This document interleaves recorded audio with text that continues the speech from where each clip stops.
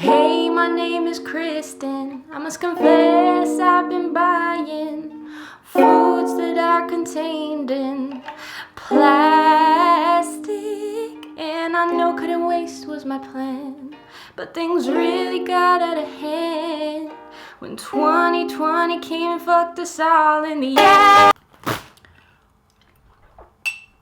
I will not be apologizing for that intro. I have discussed zero waste and sustainability on my channel before. Today it's going to be in a little bit of a different context. So again, I was on Instagram. I feel like this is the premise of every one of my latest videos. I swear I don't spend that much time on Instagram. It's just I follow the right people. So basically I saw this post from Aurora. I'm going to link it down below. She discussed elitism in the zero waste movement. So that post made me think about zero waste from a different perspective, because for a really long time I have been failing at zero waste and kind of blaming myself for it. So yeah, I want to discuss a little bit of the classism that's in the zero waste movement, and I'm not making this in order to attack people that are zero waste. This is not at all the point. And when I make videos criticizing anything that I stand for, it doesn't mean that I no longer stand for it. Like if I criticize certain parts of veganism, it does not mean that I'm no longer vegan.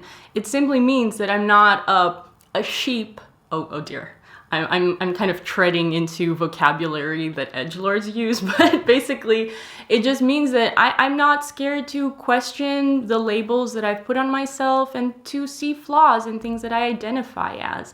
Like just because I identify as a person that is into sustainability, or call it whatever you want, that doesn't mean that the flawed ways in which sustainability is approached are things that define me or things that I agree with. I want to delve a little bit deeper into the reasons that pushed me to go zero waste and all the reasons that made me fail, and perhaps through this you can figure a few reasons why you have been failing at it, and also ease your conscience a little bit, feel less guilty, because no matter what video I make, no matter what topic I tackle, my goal is not to make you feel guilty. Unless you're a multi-billionaire, then definitely feel guilty. So yeah, just because you can't shop 100% sustainably, just because you can't go 100% vegan, I'm not here to guilt trip anyone, and I'm definitely not here to guilt anyone that can't go zero waste. As a matter of fact, in this video, I think we're gonna get a bit of relief from all the guilt that we've been feeling. So let me talk a little bit more about what pushed me into wanting to go zero waste. So about 5 years ago, I was down at my grandmother's house down in Mani. So I was swimming with my sister and a friend of mine to this very secluded beach that exists there that you can only access it through water. And as we started swimming, the water just started looking more and more disgusting. And there were more and more trash and more trash, to the point where we were swimming in an island of trash. I don't know what prompted us to keep going. I don't remember the thought process behind that, but I think that we did have a reason to do it. Anyways, we were in this disgusting island of trash. There were buckets of ice cream that were not even from Greece. The labels were like, I don't know if it was Arabic or something like that, but they had barnacles growing on them. So they had been in there for a very long time and just floating, and the current sort of pushed everything towards that beach. That experience to me was like the first trigger to be like, wow, this plastic thing is really out of control. I mean, if you end up swimming in an island of trash in the Mediterranean with labels that aren't even from this country, you know, it's getting really bad. Another thing that sort of made me think my relationship with garbage, I was in Thailand and me and my friend were having a lot of smoothies, and we were posting pictures on Instagram with the smoothie, the plastic cup with a plastic straw, zero fucks given. It was a much simpler time back then. But basically, a few people pointed out in the comments on Instagram of the photos that I was posting, they were like, you're using a lot of plastic, maybe don't. I was like, yeah, you have a fair point.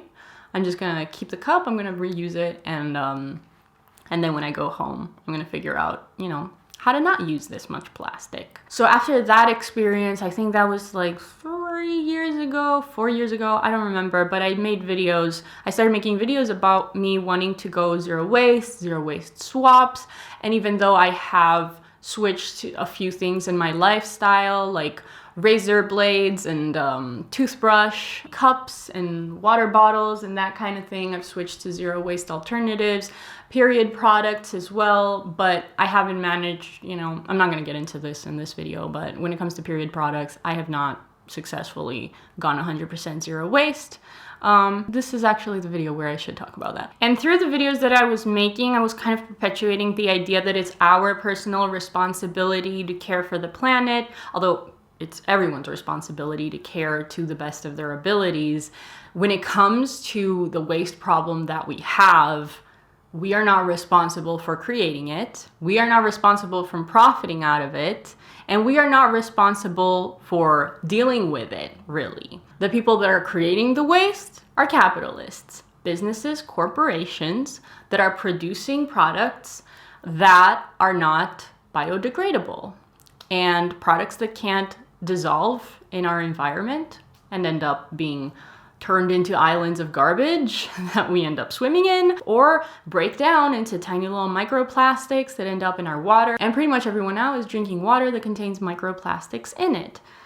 We are not responsible for that. Yes, we have been buying these products, we have been using these products, but we are not the ones making money out of it. It's the capitalists, the corporations that are profiting off of this waste problem. And really, in my opinion, the businesses, that are responsible for creating the waste, are also responsible for dealing with it. And the other ones that are at fault are obviously local governments that, have done nothing about it. The recycling program here in Greece is, it's great. I'm not going to shit on the recycling program, but there is zero education directed towards the Greek people in order for them to know how to recycle. So pretty much every recycle bin, when you look at it, it's full of garbage. It's full of things that cannot get recycled.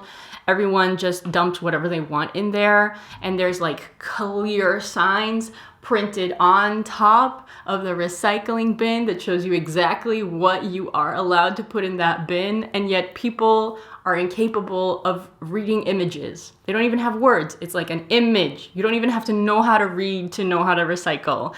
And I'm gonna get less angry now because it really frustrates me that people are incapable of understanding what an image means. When it says, do not put bio waste in here, do not throw your food in here, and people do it. I'm like, why are you so dumb? I need to calm down.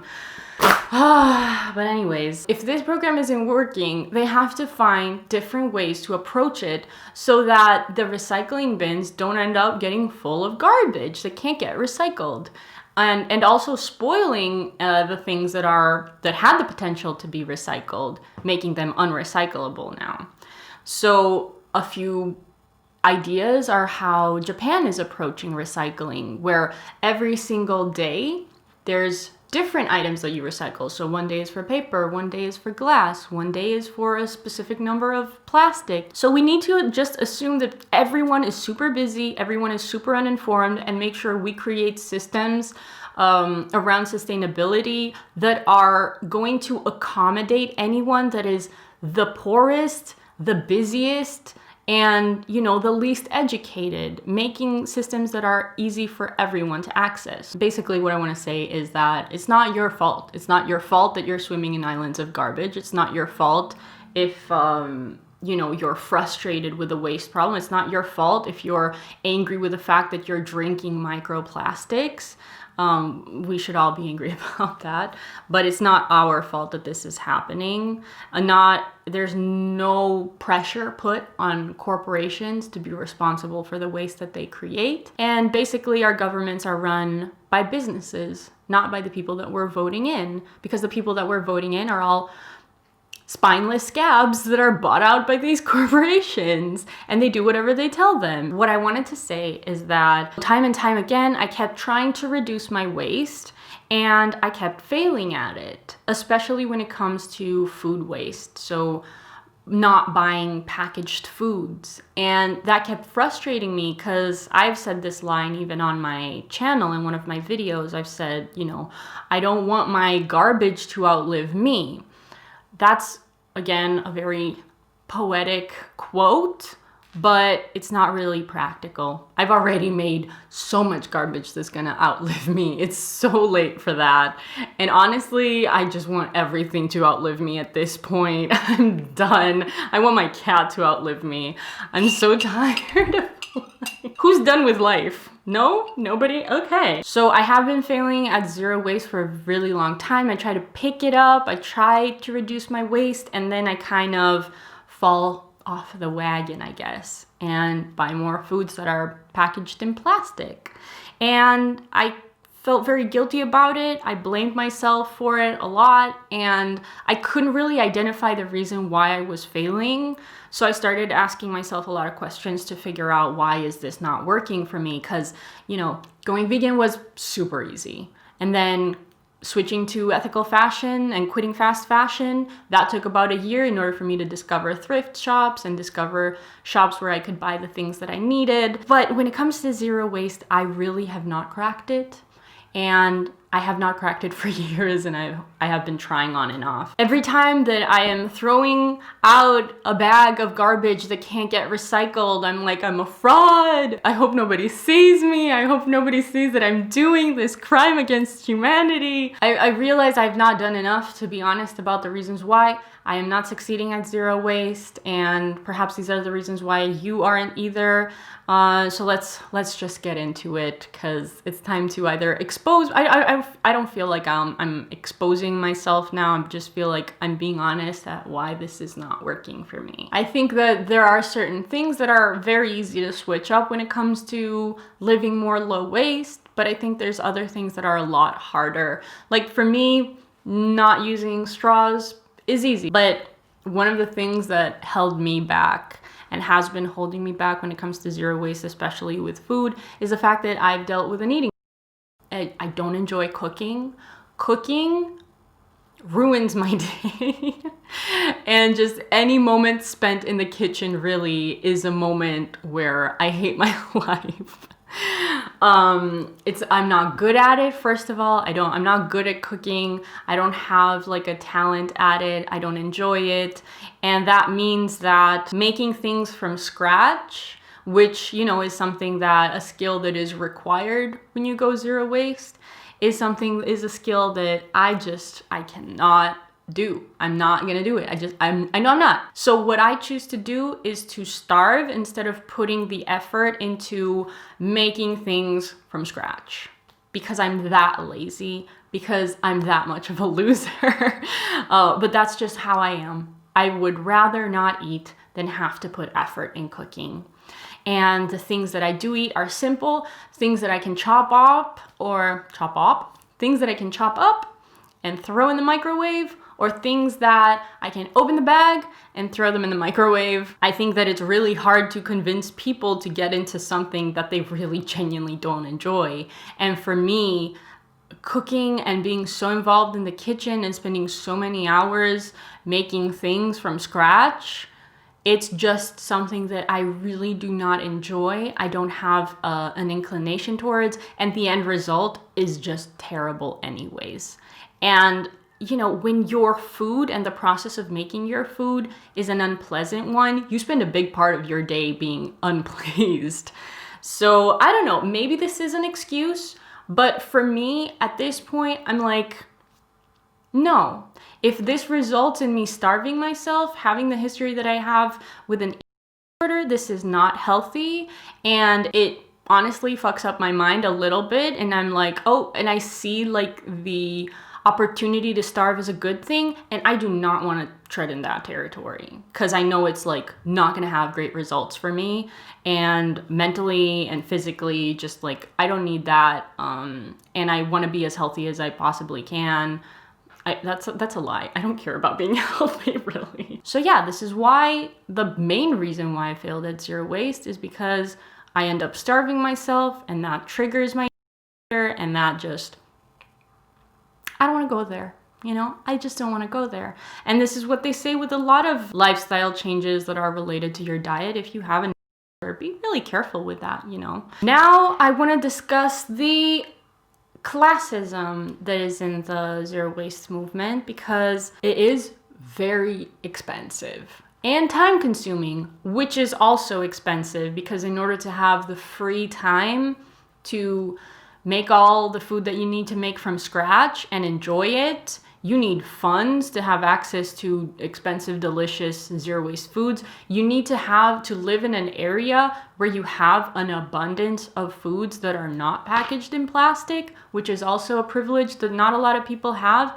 I don't live in an area where I have access to everything that I need zero waste. In order to get it, I'll have to go to the center of Athens, which is, you know, further away from where I live. I'll have to take public transport. I'll have to carry all that stuff back. Not having a car is also a big issue. If you're gonna buy things, produce zero waste, you know, you're probably either buying in bulk. Without a vehicle, you have to walk to one store, carry it back, and then go to another store that has the other things. You know, it's very unlikely that you're gonna have one shop next to you that has all the zero waste options that you need, and you can just hop over there, grab what you need, and hop back to your place. You're either gonna have to need a car, or you're gonna have to need a lot of time to go to a bunch of different places all around your city. And that's even if you do have places in your city that offer zero waste options. I don't know about you, but from the options that I've found here in Athens, a lot of times the zero waste unpackaged produce is more expensive than the options that I can find and the bargains that I can find in supermarkets. And then there's the other issue. If you have any food sensitivity or allergy, that makes it even harder. For me, for example, I can't have wheat, I can't have gluten, which makes my life really worth living if you think about it. From my point of view, in my area, zero waste is more expensive for sure. But it depends where you live again. Same thing with veganism. For some people, veganism is way cheaper. For others, you know, if you live in a food desert, it is probably gonna be pricier. So it always is a matter of geography and location and all that stuff play a huge part in whether something in regards to the sustainability movement is going to be easy for you to take part in or not. And I think another thing that I've noticed, at least, is that a lot of things that are marketed as sustainable solutions, the prices for them are just so high.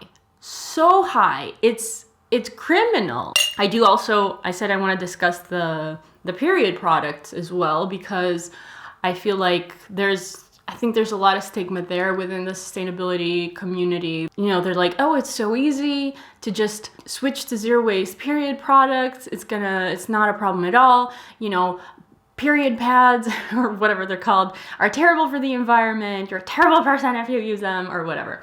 For me, I have used cups and I've tried 2 of them.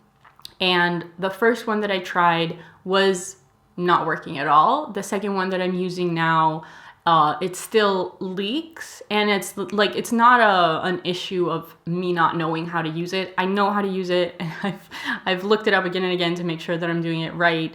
But for some people, you know, it does not 100% absorb everything. So then, if you have a period cup that leaks, then you should buy one of those, the underwear that absorb things, or the fabric, the cloth pads that you put on, and, you know, you wash them afterwards. And I know that I am not gonna put the effort in washing every single one of those cloth pads. I don't have a washing machine in the apartment that I'm living in now, so I can't put them in the washing machine. I have to hand wash them.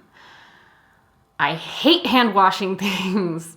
I hate it so much. And having to clean a period pad, it just makes me feel like what's the point of all these thousands of years of technological advancement that lead me to the point where I am washing my period blood in my kitchen sink because my bathroom sink doesn't work. I don't want that for me. I don't want to live in a world where that's what I have to do in order to deal with my period. When I'm on my period, I hate life exponentially more. My brain is like, you do not want to live. And so having the motivation to clean period cloths is just, that motivation does not exist when I'm on my period. So I think that's the main problem. The other thing is cups, for me, actually, they're painful. So especially the first day, it's not pleasant for me to use a cup. Being on my period is so unpleasant, so not fun for me, emotionally and physically, that anything that makes that experience even worse than it already is, it's just something that I don't want in my life. And I do use cups, but some days I'm like, I just don't want to. I just don't enjoy this, and I'm not here for it today. And I think like that's okay. I struggle with being kind with myself, and I struggle being compassionate with myself. But when I think of another person going through this experience that I go through when I'm on my period, I'm like, girl, just use plastic bags. I don't care how bad they are for the environment. If that makes you feel good with dealing with your period, you know, stuffing a bunch of plastic bags up there, do that. I really don't care. You can stuff a little baby turtle in there if that helps you. Basically, what I'm trying to say is that we need to put more pressure on our governments, we need to put more pressure on businesses, and that's the most effective way to tackle the waste problem that we're dealing with. You know, me using one extra period pad a month, that's not really how we're gonna solve this problem. Me putting my time and effort into learning how to get more politically involved and pushing you to also do that is a more effective solution, in my opinion at least. Don't feel guilty. I'm not here to guilt trip you. The direction that my channel is taking now is to push all of us to become a lot more politically involved, going beyond sustainability and looking into the systemic reasons that are preventing our governments from doing anything about it. For a while now, I know that I need to get a lot more politically involved, but what I've been doing is I've been trying to educate myself as much as possible, because there's no point in being involved in politics if I don't really know what the fuck I'm doing. That's what I'm trying to do, and I suggest you do the same, because these are very, very critical times in our history. We all need to step up our game and just be more present in the way that our governments are run and our countries are run and our communities are run, and to learn more about this is hilarious. I'm gonna stop. And just to learn more about how we can play a part in making things better for everyone. Because simply, you know, getting a period cup is not going to change things. Simply getting a metal straw is not going to really change things. It's a very individualist way of fixing things. And I think we need to start thinking a lot more socially and considering a lot more how we can improve our communities, not only ourselves. So yeah, that was it. Let me know in the comments if you agree or disagree with me, or you know, why you have been succeeding at zero waste, why you have been failing perhaps at it. I would love to know. And if you want to help me make more videos like this, you can consider supporting me on Patreon. And that's it. Thank you for watching, and I'll see y'all soon. Bye.